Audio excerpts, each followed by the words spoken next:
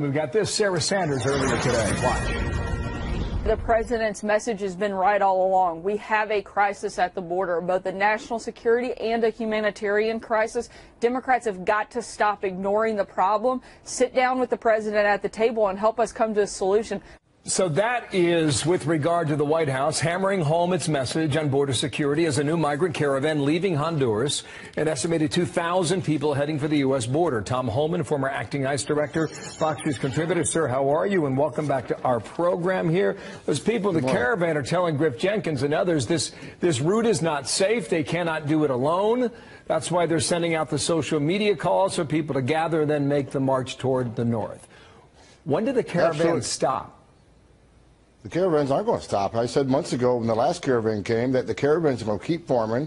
They're going to keep coming as long as the Democratic leadership refuses to negotiate on the wall and refuses to close the loopholes that cause these people to come to the country in the first place, like the asylum law, the Florida settlement agreement, not giving ICE enough money to detain these people back to catch and release. When you catch and release, that just entices more people to come. So until the Democratic leadership closes the loopholes that causes these caravans to form, they're going to keep coming. Well, the U.S. military has had its mission extended there at the border. I don't know what your feeling is on that, but I'll get you to react on that. And this from the president today. There are now 77 major or significant walls built around the world, with 45 countries planning or building walls.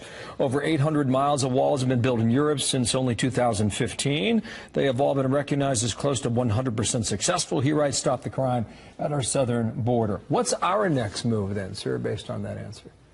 I would like to see the agreement between Mexico and the United States where they talked about the immigrants staying in Mexico while their asylum cases being pushed through the courts. So they wait in Mexico rather than enter the United States only to get lost in society and never show up in court. That agreement has been made. I know they're working on implementation procedures. They need to get that done quickly. So when this caravan does get to our border, they can wait in Mexico while they make their claims for asylum. As far as, you know, you talked about the border wall. What really irritates me is when the 2 children died crossing the border where there isn't a wall, congressional leaders rushed to the border. They want open investigation into the deaths. They want to investigate the Border Patrol. And I welcome the investigation. We want to find out Border Patrol did everything they could to help these 2 children. Very tragic incidents. But not one congressional leader, including Nancy Pelosi, Chuck Schumer, has went to the border and talked to Border Patrol chiefs about the effectiveness of the wall. I keep hearing the wall's ineffective for them people. I don't know what data they're basing it on, but every place a border barrier has been built, illegal immigration has declined. That's a fact. Well, you mentioned Mexico. I thought there was an agreement after the last caravan where the Mexican government would go ahead and not allow passage the way we have seen already. Well, look, they went through the southern Mexican border last time. Mexico failed to stop them.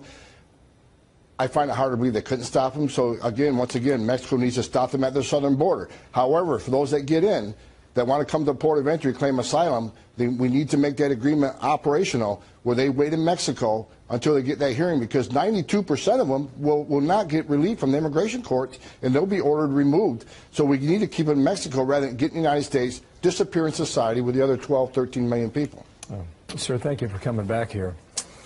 I appreciate it. Got to figure it out. Thomas Homan, thank you so much in Washington, D.C. today. So what should we expect as we head toward the Mueller home stretch? People who are closest to what Mueller has been doing, who have interacted with the special counsel, caution me that this report is almost certain to be anticlimactic.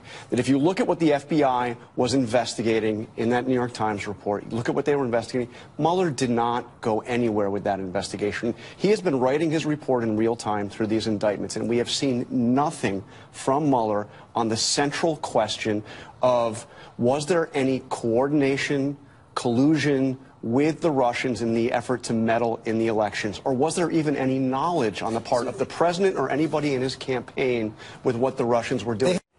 Holy crud. I worry for the poor media. Every day they've been expecting a pony for Christmas, and they may end up with a used slinky. Bring in the therapy llamas for The View, because the only joy there will be miserable.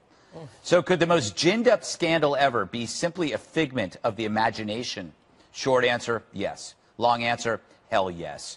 In his piece in The Hill, Jonathan Turley suggests that collusion and the deep state narrative are both interpretations of the same bucket of facts, colored by our own biases. So which one's true? That Trump colluded with Putin, or there's a secret group undermining the president? Maybe neither. But they feel true to both sides. On one side, based on the Hillary Steele file, the FBI chased the Russian story because that's their job. They were told they had to do something, which meant find something. They're still looking. Meanwhile, the other side sees an orchestrated coup against Trump, run by obsessed never-Trumpers and Obama leftovers. You see how both describe the same thing?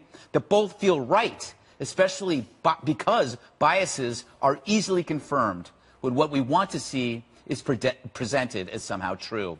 It's two different sandwiches made from the same crap, and that crap smells like ad profit for the New York Times and MSNBC. Yet in reality, it's simpler. There was no collusion, just Russians doing what they do, with the deep state about as organized as an emotional CNN panel. It's the obvious conclusion, and it pleases no one, which makes it all the more likely that it's true. All right, Juan, weeks away from the report. Prepare to be disappointed. Oh, my gosh. Prepare to be disappointed. Deflated. You know, like after Christmas, those big Santas at the mall. Yes, yes. Santa's Going not down. coming, Juan. You feel it coming? Coming down the chimney this time. The thing about it is, though, I keep getting these little bursts of air. I mean, like last week when it said that Manafort, it was revealed, in fact, was sharing privileged data with the Russians. No, he wasn't. The Ukrainian one. Well, They retracted that part. The Ukrainian. They retracted the Russian connection. No. In fact, the connection was between the Ukrainian and the Russians, Jesse. So, I mean, you get things like that, or then you get Little scraps, makes you happy. Yeah, or then, you know, this business over the weekend where the Washington Post reported that, in fact, Trump was telling his interpreter, hey, right. give me the notes, don't talk to anybody about this. Is that unusual? I don't know. That's very unusual. Not for me. I take all my notes well, because you're I don't not want the president. Yeah, but you know what? I could be one day. I don't know. Businessmen don't like people taking I'd be okay notes. with you as president. You what? I'd be okay with you as president. Oh. Yeah. Not me. No, I'm not being president because then all of my friends go down, as we've learned. Well, yeah, but it would be a high snark quotient. That's true. That's true. I don't think I could beat Trump. Jesse, Carl says, oh, wait, can I play you the View? Sure. Yeah, let's do that. He's on the View.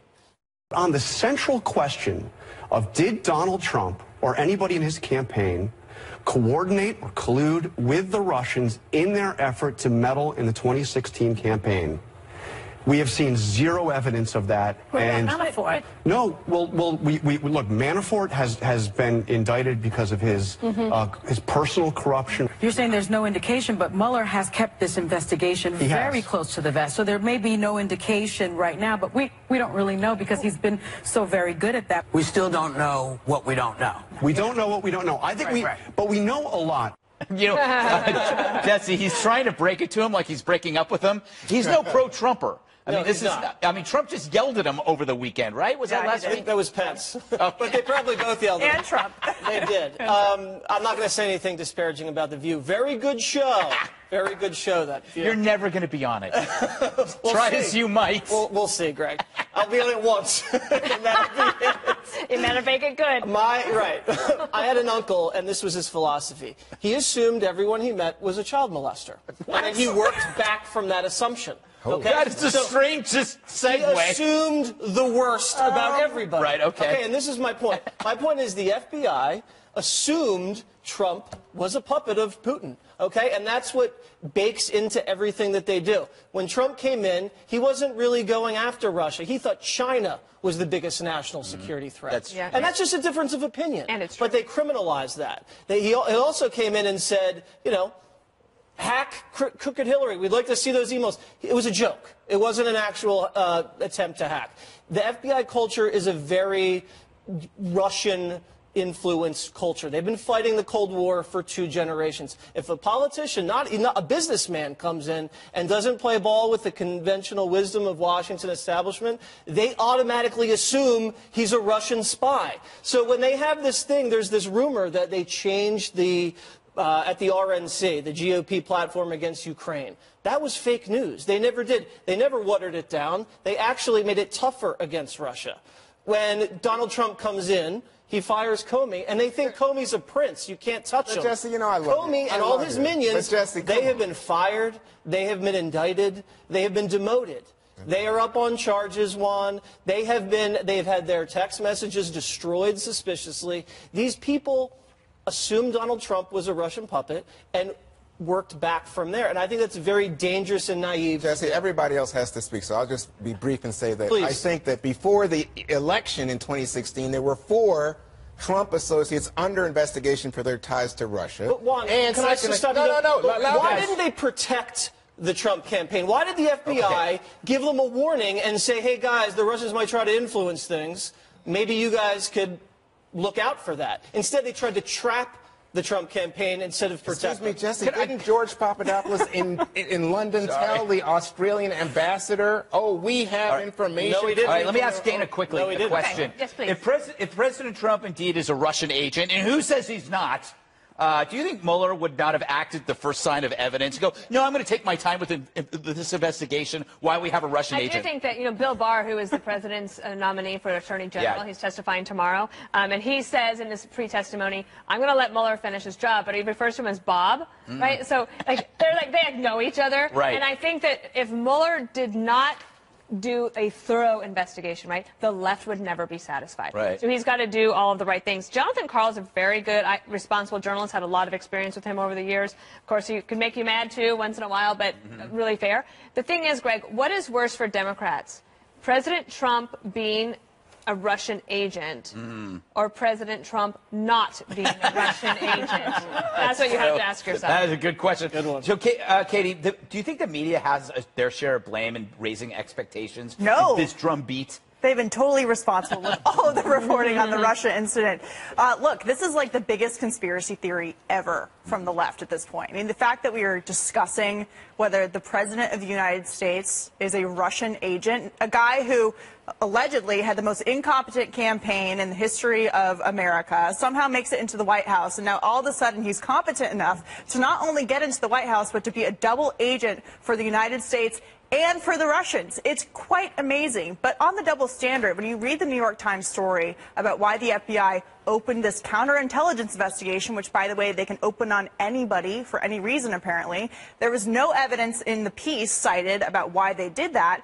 And my question is, if they're doing it based on a change in policy towards Russia, which is what they use for justification, can you imagine if the FBI opened a counterintelligence investigation on Barack Obama for being an Iranian operative because of what he was giving to Iran in terms of the cash? He was a Mullah puppet. Right. I mean, can you imagine if that was an actual official thing that was opened on the basis of policy, not actual evidence? And so the question is, there's a lot of Democrats who have been complaining about the president attacking the FBI, attacking the credibility of the institution, but they have done nothing to actually reestablish that credibility when it comes to them defending the FBI and opening up this counterintelligence investigation without any kind of evidence whatsoever, based on politics alone. I think this is the first time in American history the FBI has done it, so you can't say it's like, oh, they do this to some. And secondly, that's what I'm saying. They actually makes your side look worse, Juan. Here's the thing. Jim Comey was fired. Andrew McCabe was forced out. Piece of evidence and they start to think, that's what I'm saying. He fired, and he said, I fired him because of the Russia thing.